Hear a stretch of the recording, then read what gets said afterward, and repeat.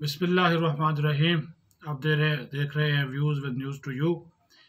आज कंटेनर पर सवार होने से पहले जो ज़मान पार्क है, जो इमरान खान का घर है, वहाँ पर जो कुछ हुआ और जो मामलात पेश आए, उससे आपको आगाही देना बहुत ज़रूरी है, क्योंकि पार्टी के अंदर एक इंतशार और एक बगावत की सी कैफियत पैदा हो चुकी है।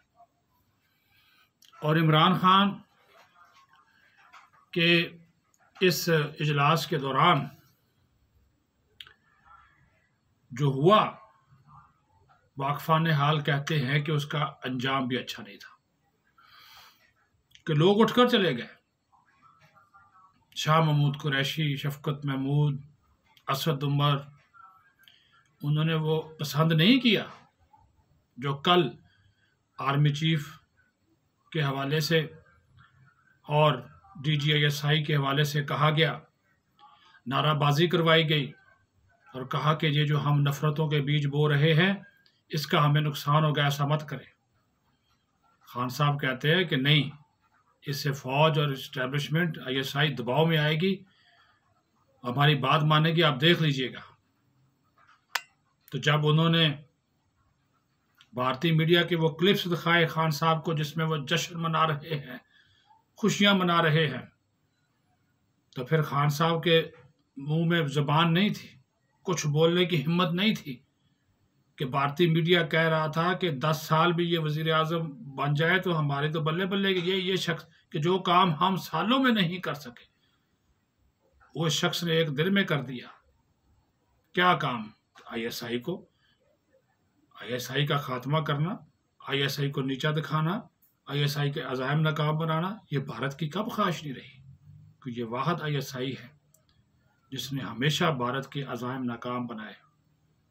हमें तो पता ही नहीं ना होता, लेकिन जो लोग ये काम कर रहे होते हैं, जिनका ये मिशन है भारत के कई खुफिया मंसूबे नाकाम बनाए, और आप उसी इदारे के खिलाफ कर रहे हैं अपने वोटर्स को। उस तकरीर के फौरी बाद, ये देखिए, ये मैं नहीं कह रहा, दो खुफिया इदारों की रिपोर्ट है। जब लिबर्टी चौक से ये निकले हैं पहले दिन, तो वहाँ पर जो लोगों की तादाद बताई गई, जो PTI के अपने लोग हैं, जो देखने के लिए मजमा था, उसकी मैं बात नहीं कर रहा, वो भी सैकड़ों हज़ारों लोग थे, लेकिन सिर्फ देखने की हद तक थे। 15,000 लोग थे, 14 से 15,000। ये मैं अपने पास से बात नहीं कर रहा, 2 खुफिया इदारों की रिपोर्ट है जो वफाकी हुकूमत को आई है। जब ये लिबर्टी से निकला, 15,000 से चलो जी 20,000 कर लें, 25,000 भी कर लें, हम नहीं मानते उन दोनों इदारों की जो हुकूमती इदारे हैं।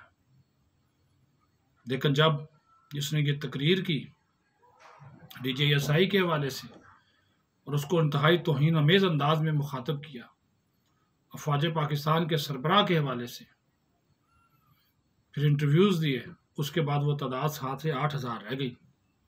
वो बता रहे हैं फिर शाम को जब दाता दरबार गए हैं, तो वहाँ पे 12,000 के करीब लोग थे। ये है परफॉर्मेंस, ये है आपका एजेंडा। तो आप कह रहे हैं अवाम मेरे साथ है। भाई, ज़िमनी इंतखाब जीत लेना कोई पैमाना नहीं। जब आप हुकूमत में थे, इस अपोजिशन ने 13-14 ज़िमनी इंतखाब आपके खिलाफ जीते। आज वो हुकूमत में, आप अपोजिशन में, आप जीत रहे हैं, ठीक है जी, आपकी पॉपुलैरिटी है, लेकिन इदारों को जिस तरह आप रुगेद रहे हैं, फ़ौज को, मुक़्तदर इदारे को, और इंडिया जश्न मना रहा है, उसकी एंकर कहती है हमारे मकासद पूरे हो गए हैं। एक कहता है कि 10 साल तक आप वज़ीर आज़म पाकिस्तान के बने रहें,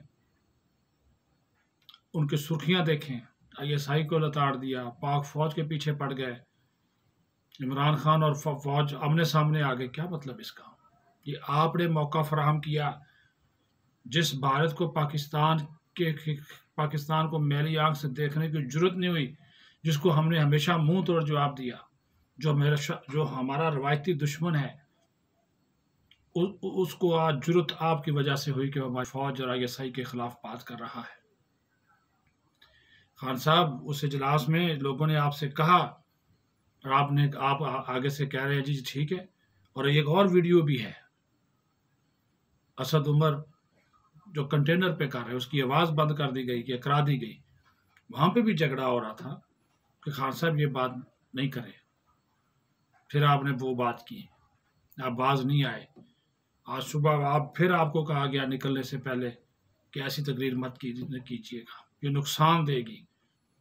परवेज लाई ने भी आपको मैसेज दिया कि खान साहब ये मत करें, फौज को और ISI को मत करें, आप जितनी मर्जी सियासी तकरीरें करें।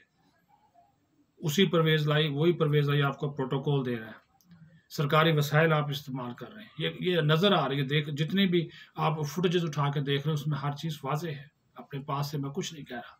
इमरान खान का प्रोटोकॉल देख लें, सरकारी गाड़ियां देख लें, सिक्योरिटी देख लें, पुलिस देख लें। कौन दे रहा है? पंजाब पुलिस दे रही है ना, परवेज लाई दे रहा है। उसी भी आपने नहीं सुनी। इसी वजह से आपकी पार्टी के अंदर, आपके कारकुनों के अंदर इश्ताल बढ़ रहा है आपके खिलाफ। करें मार्च, महंगाई के खिलाफ, बेरोजगारी के खिलाफ, इस हुकूमत के खिलाफ। खुदा रहा इस फौज और इसके अदारे को अपनी इस गंदी सियासत से महफूज रखें।